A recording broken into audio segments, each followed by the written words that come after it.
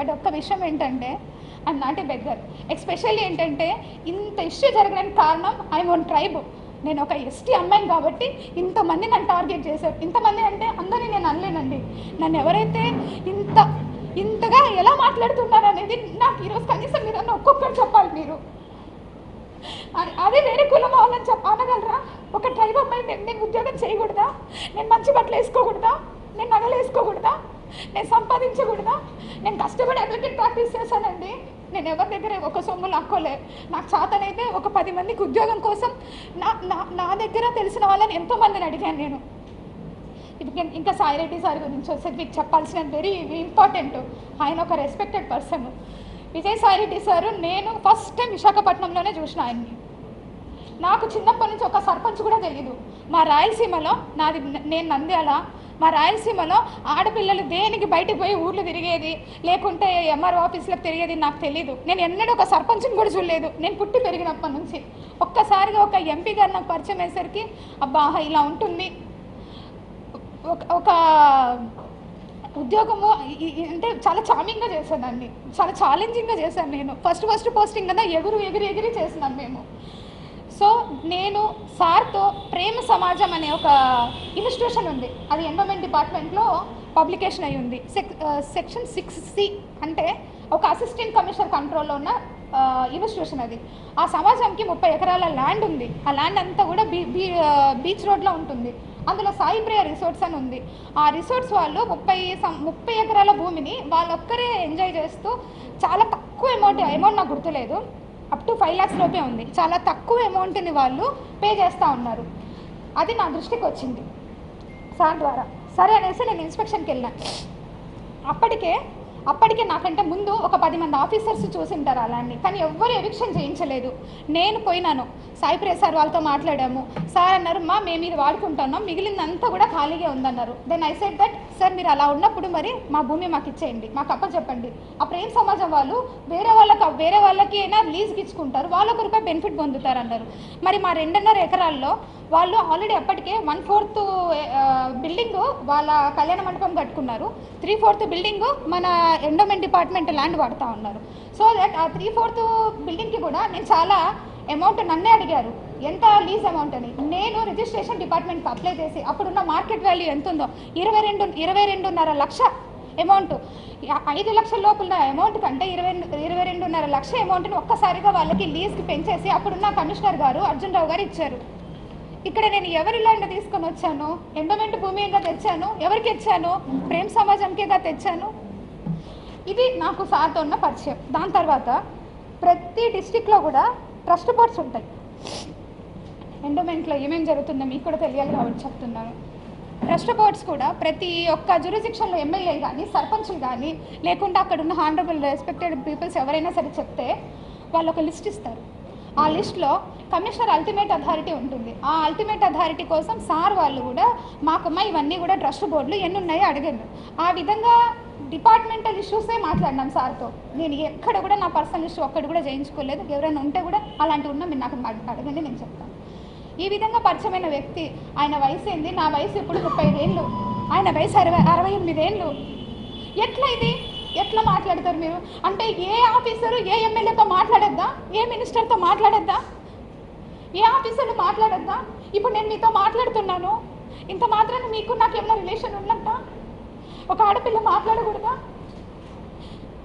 అంత పెద్ద ఆయనతో మీరు మాట్లాడేటప్పుడు కనీసం నేను ఇక్కడే ఉన్నానుగా, సస్పెన్షన్ పీరియడ్లో ఊరు దాటకూడదని నాకు ఇచ్చారు ఆర్డరు. ఆ మూమెంట్లో మీరు నన్ను అడిగి ఉండొచ్చుగా, నా నెంబర్ ఎవరి దగ్గర నుంచైనా తీసుకొని ఉండొచ్చు మీరు. సో మీరందరూ రాసినారు, మీరందరూ మీన్స్ ఎవరెవరైతే ఎలిగేషన్ వేసినారో రాసినారు, బాగుంది. ట్విట్టర్ గురించి మీరు కామెంట్ చేశారు. నేను ట్విట్టర్లో పోస్ట్ చేయకూడదా? నాకు right to freedom of speech లేదా? ఆర్టికల్ 14 నాకు అప్లై కాదా? Article 21 right to privacy. నా ప్రైవసీని అంతా తీసుకెళ్ళి ఈరోజు మీరు కొంతమంది మీడియాలో పెట్టారు. అది ఎంతవరకు న్యాయం? నా ప్రైవసీ, మీది కాదు. నాకు రైట్స్ లేవా? కాన్స్టిట్యూషన్లో వచ్చిందే SC/ST కోసం, కాన్స్టిట్యూషన్లో వచ్చిందే SC/ST కోసం. అది ఈరోజు డివేట్ అయిపోతూ ఉంది. ఒక గవర్నమెంట్ ఆఫీసర్ మాట్లాడకూడదా? మేము ఏం తప్పు మాట్లాడుతున్నాను? నేను ఏమన్నా ప్రొఫెషనల్ ఏమైనా తప్పు చేశానా? నేను నిజంగా ఆంధ్రజ్యోతి పేపర్ రాశారండి, 100 కోట్లు రాశారు ఆంధ్రజ్యోతి పేపర్ నేను సంపాదించిందని. 100 కోట్లు మీరు ఈరోజు రాసినందుకు మదన్ మోహన్ వాణిపాటి నన్ను 75 కోట్లు అడిగాడు. నేను ఏడికి వెళ్ళి కావాలా? నా ఉద్యోగ కాలం ఎంత? 4 ఏళ్ళు డిపార్ట్మెంట్కి వచ్చి నేను ఎట్లా సంపాదిస్తాను? మీరు చెప్పండి ఇక్కడ ఉందనేసి. నేను రెడీ, నేను రిజైన్ చేస్తా, పోనీ నన్ను తీసుకెళ్ళి జైల్లో పెట్టండి. ఏంటిది ఇదంతా? ఉద్యోగం చేయొద్దా? నేను కాదండి, ప్రతి ఒక్క గవర్నమెంట్ ఆఫీసర్ సఫర్ అవుతున్నారు. ఉమెన్ గవర్నమెంట్ ఆఫీసరు మీకేం తెలుసు ఎన్ని హరాస్మెంట్స్ జరుగుతుంటాయో మాకు. పొద్దున్న లేయాలా, వంట చేసుకోవాలా, పిల్లల్ని చూసుకోవాలా, పరిగెత్తాలా, ఉద్యోగం చేయాలా. నా ర్యాంకు, నాది గస్టెడ్ ఆఫీసర్ ర్యాంకు. ఎన్ని బర్డెన్స్ ఉంటాయి. మీరు నా ప్రొఫెషనల్ లైఫ్ గురించి కూడా నేను తప్పకుండా మాట్లాడతాను. నేను ఎందుకు సస్పెండ్ అయినా కూడా మీకు తెలియాలి. ఇది రైట్ టైం నేను మాట్లాడడానికి. వద్దు, ఒక స్ట్రైబ్ అమ్మాయి ఉద్యోగం చేయకూడదు అంటే నేను చేయను అంతే. మేము మంచి బట్టలు వేసుకోవద్దు, మంచిగా మాట్లాడకూడదు. ఇప్పుడు నా ఎంప్లాయీస్ ఉన్నారు. ఎంప్లాయీస్కి నేను మీకు ఒక హైరార్కీ ఉంటుంది. ఎవరికి జోనల్ జర్నలిస్ట్ ఉంటారు, డిస్ట్రిక్ట్ జర్నలిస్ట్ ఉంటారు, తర్వాత మీ హెడ్ ఉంటారు, ఇవన్నీ ఉంటారు.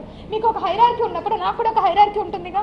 Commissioner, additional commissioner, regional joint commissioner, deputy commissioner, assistant commissioner, executive officers. ఒక డిస్ట్రిక్ట్ అడ్మినిస్ట్రేటివ్ కంట్రోల్ కింద అందరూ ఎగ్జిక్యూటివ్ ఆఫీసర్స్ ఉంటారు. దుర్గా టెంపుల్ హుండీకి కూడా అసిస్టెంట్ కమిషనరే కీస్ పంపించాలి. ఇది ఒక hierarchy. Section 6A, B, C అని 3 ఇన్స్టిట్యూషన్స్ ఉంటాయి, 3 హైరార్కీలు ఉంటాయి. నేను నా కంట్రోల్లో ఉండేవి అన్నీ కూడా సెక్షన్ 6C ఇన్స్టిట్యూషన్స్, అంటే బిలో 5 lakhs రూపీస్ ఉన్న ఇన్కమ్ ఉన్న ఇన్స్టిట్యూషన్స్ నా దగ్గర ఉంటాయి. నాకు 9 ఛార్జీలు పెట్టారు. ఆ 9 ఛార్జీల్లో ఒక ఛార్జీ నెంబర్ 5 మాత్రమే నాకు సంబంధించింది. మిగిలిన 8 ఛార్జీలు సెక్షన్ 6Aకి సంబంధించినవి, అంటే రీజనల్ జాయింట్ కమిషనర్ కంట్రోల్లో ఉంటాయి. సెక్షన్ 6B ఒక డిప్యూటీ కమిషనర్ కంట్రోల్లో ఉంటాయి. సెక్షన్ 6D మఠం కమిషనర్ కంట్రోల్లో ఉంటుంది. నాకేమీ లీజ్ అమౌంట్ కలెక్ట్ చేసుకొని బ్యాంకులో వేసే అథారిటీ నాకు ఉండదు. I'm the supervising officer. The assistant commissioner is a district supervising officer. ఎక్కడైనా థెఫ్ట్ జరిగినా ఇమీడియట్గా పోయి నేను యాక్షన్ తీసుకొని దాని మీద కేసు ఫైల్ చేసేసి నేను కమిషనర్కి రిపోర్ట్ చేయాలి. ఎవరైనా ఎంక్రోచ్మెంట్ జరిగినా నేను చేయాలి. ఎవిక్షన్ నేను చేయించలేదని నాకు ఛార్జ్లో పెట్టారు. విశాఖపట్నంలో 1200 కోట్ల భూమిని తెచ్చి కలిపాను నేను ఎండోమెంట్ డిపార్ట్మెంట్లోకి. ఎన్ని ఎవిక్షన్స్ చేయించామో, ఎన్ని కొట్టేసినామో మీకే తెలుసు. అన్ని కాపాడిన వాళ్ళం ఇక్కడ చేయలేక కాదు. పుచ్చవారి చౌల్ట్రీకి కాంగ్రెస్ పార్టీ ఆఫీస్ ఉన్నది, అది మీకు కూడా తెలుసు. దాని వెనకాల చాలా ల్యాండ్స్ ఉన్నాయి. నేను ఎవిక్షన్కి పగడబందీగా అన్నీ రెడీ చేసుకున్నాను. నేను అప్పుడున్న మినిస్టర్ గారు ఆగమన్నారు, ఆగాం. మొన్న కూడా ఎవిక్షన్ పెట్టాం, ఎమ్మెల్యే గారు ఆగమన్నారు, ఆగాం. ఇంకేం తప్పు చేశాను నేను పని చేయగలనా? నా దగ్గర పని సామర్థ్యం లేదా? పర్సనల్ విషయాలు, ప్రొఫెషనల్ విషయాలు అన్నిట్లో సఫర్ అవుతున్నానండి. బిడ్డ ఉంది, చంటి బిడ్డ ఉన్నాడు. అట్లీస్ట్ బిడ్డ చూసుకోవడానికి కూడా టైం లేదు మాకు. మీరు అనుకుంటున్నారు. ఫీల్డ్ ఆఫీసర్ నేను. పొద్దున్న పోతే సాయంత్రం ఎప్పుడో 10ంటికి 11 గంటలకు వస్తా. ఏమన్నంటే యాటిట్యూడ్గా మాట్లాడుతుంది అంటారు. ఎక్కడండి యాటిట్యూడ్? నేను పెట్టానండి ఆస్క్ త్రూ కోర్ట్ అని నేను పెట్టాను. అతను డబ్బులు అడిగినప్పుడు ఆస్క్ త్రూ కోర్ట్ అని పెట్టాను. So now it is over. ఆయన నన్ను ఏం హరాస్ చేస్తున్నాడో ఏంటో ఓవర్. ఇప్పుడు నేను సుభాష్తోనే ఉన్నాను అనడానికి మీకు ఇది ఒక ప్రూఫ్. ఇది రీసెంట్గా బాబుకి ఒక ఫోటో షూట్ చేయించాం మేము. కొద్ది డౌన్ చేయండి.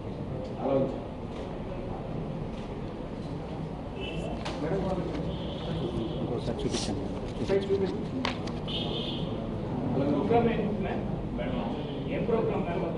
ఇది బేబీ ఫోటో షూట్ చేయిస్తాం కదా అది.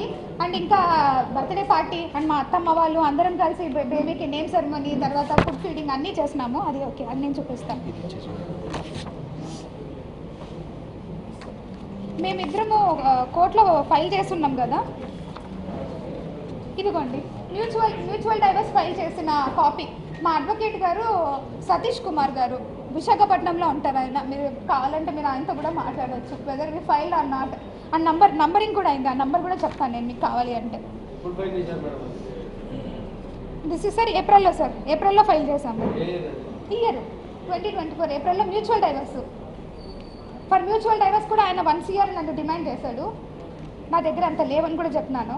నా దగ్గర నుంచి ప్రామిసరీ నోట్ కూడా రాయించుకున్నాడు.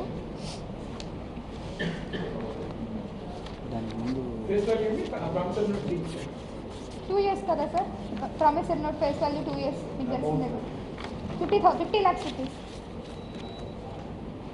ఇది దానికి ముందు విడాకుల ముందు అందరం మాకు అండర్స్టాండింగ్ రాసుకున్నాం.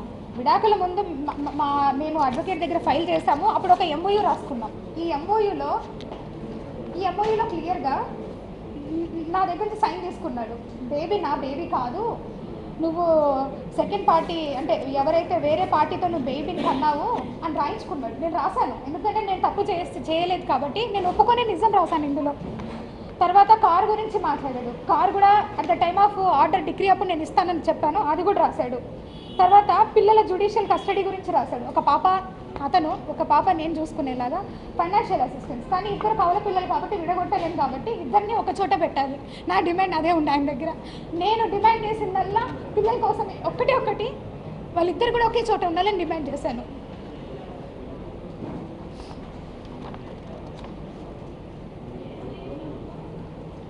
ఇక్కడ అసలు therefore the total listed above points has to be fulfilled by the said 2 parties. ఈ రెండిటి వల్ల నువ్వు మ్యూచువల్ డైవర్స్కి నేను వస్తున్నాను, మనం మ్యారేజ్ డిజాల్వ్ చేస్తున్నాము, నువ్వు నీ ఇష్టం వచ్చిన లైఫ్లో నువ్వు ఉండ నేను రాశాను, నీ పర్సనల్ లైఫ్ని నువ్వు చూసుకొని ఆయన రాశాను. ఇంకా నేను ఏం చేశాను మీరు ఒకసారి చెప్పాలి. ఎందుకంటే సార్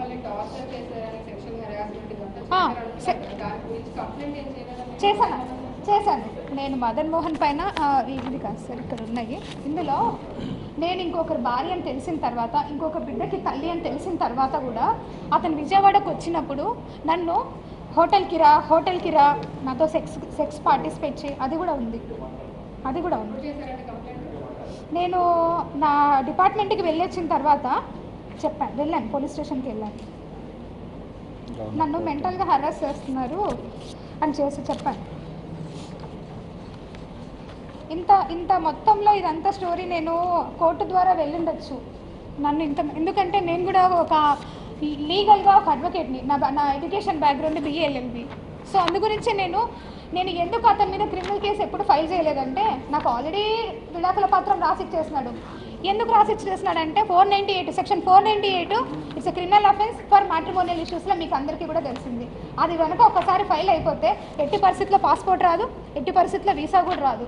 కాబట్టి ఆయన ముందుకు వచ్చి ఆయన రాసిచ్చినాడు, ఎందుకంటే ఆయన అమెరికాకు పోవాలి కాబట్టి. ఈ అమెరికాకు పోయింది కూడా ట్రూగా ఇల్లీగల్. అది నేను కంపల్సరీ సెంట్రల్ గవర్నమెంట్కి నేను కూడా లెటర్ పెడతాను. ఎలా పోయినారు, ఇండియన్ గవర్నమెంట్ ఒక మనిషి మీద 2 కోట్లు పెడుతుంది ఇన్వెస్ట్మెంట్ పెట్టి చదివించినట్టు పంపిస్తుంది. పోయి చదువుకొని వచ్చిన తర్వాత మళ్ళీ వాళ్ళు ఇక్కడ వచ్చి ఆ 2 నెలలు ఉద్యోగం చేయాలి. అది ఓన్లీ బిలో పావర్టీ లైన్కి, మనలాగా గవర్నమెంట్ ఉద్యోగాలు చేసే వాళ్ళకి కాదు. నన్ను ఇంత హరాస్మెంట్ చేస్తున్నాడు, మెంటల్ హరాస్మెంట్, ఫిజికల్ హరాస్మెంట్ అడుగుతా ఉన్నాను. నన్ను కొట్టి నా ఒళ్ళు బొద్దు పడిపోయింది అతను చేసిన హాస్టల్కి. నేను ఇంకా లా చదువుతాను అప్పటికే. కడుపుతున్నప్పుడు కూడా కొట్టాడు. ఇంకేంటి నేను అతనితో ఎందుకు ఉండాలి? కడుపుతున్నప్పుడే చెప్పినా నేను మా వాళ్ళందరికీ నేను ఉండనంటే ఉండను, మీకోసము పిల్లలు ఉండే వరకు నా బాధ్యత కాబట్టి నేను ఉంటాను. ఎందుకంటే ఇంత పొట్ట కవల పిల్లలంటే నా స్ట్రెచ్ మార్క్స్ ఇక్కడి వరకు ఉంటాయి తెలుసా మీకు? అరే ఎట్లా మాట్లాడతారంటే అసలు ఎలా ఇది సాధ్యం? విజయసాయి రెడ్డి సార్ ఎంత పెద్ద మనిషి ఆయన వయసుకి నా వయసు కన్నా తేడా లేదా కనీసం? మహాన్యూస్ అన్నిసార్లు ఆయన పేరు పెట్టి రాస్తూ ఉన్నారు. అసలు నేను ఇక్కడే ఉన్నా, లోకల్లోనే ఉన్నా. సస్పెన్షన్ ఆర్డర్లో క్లియర్గా మెన్షన్ చేసి ఉన్నారు ఎక్కడ పోకూడదని. నేను కమిషనర్కి మెసేజ్ పెట్టినా, సార్ బిడ్డల్ని చూసుకునే దానికి పోవాలి సార్ అనేసి నేను మెసేజ్ పెట్టిపోతా. అరగంట పర్మిషన్ అయినా సార్కి మెసేజ్ పెడతాను. నేను సస్పెన్షన్లో కూడా నేను సార్కి పర్మిషన్ అడిగిన మెసేజ్ పెట్టా. అన్నిసార్లు అలా ఒక పెద్ద ఆయన గురించి రాస్తూ ఉన్నారు కదా మీరు. రాసేటప్పుడన్నా కనీసం వయసు గుర్తు రాలేదా మీకు? అరే నేను మాట్లాడితే తప్ప ఇంకెవరితో మాట్లాడాలి? మేము ఓన్లీ లేడీ ఆఫీసర్స్తోనే మాట్లాడాలి. ఒక రూల్ పెట్టండి. గవర్నమెంట్ ఆఫీసర్స్ అసలు మాట్లాడకూడదని కాన్స్టిట్యూషన్లోనే అమెండ్ చేయండి. పోనీ ఒక గవర్నమెంట్ ఆఫీసర్ మాట్లాడకూడదా? ఎంతసేపు మదన్ మోహన్ చెప్పాడు బాగుంది, ఎందుకంటే ముందు వెళ్ళాలి అన్నాడు. XYZ ఇంతమందితో అంటా ఉన్నాడే. నేను అలా ఎలా నేను మనిషినండి, ఉమెన్ని. ఇష్టపూర్వకంగా నేను ఒక మనిషితో ట్రావెల్ చేసే హక్కు నాకుంది.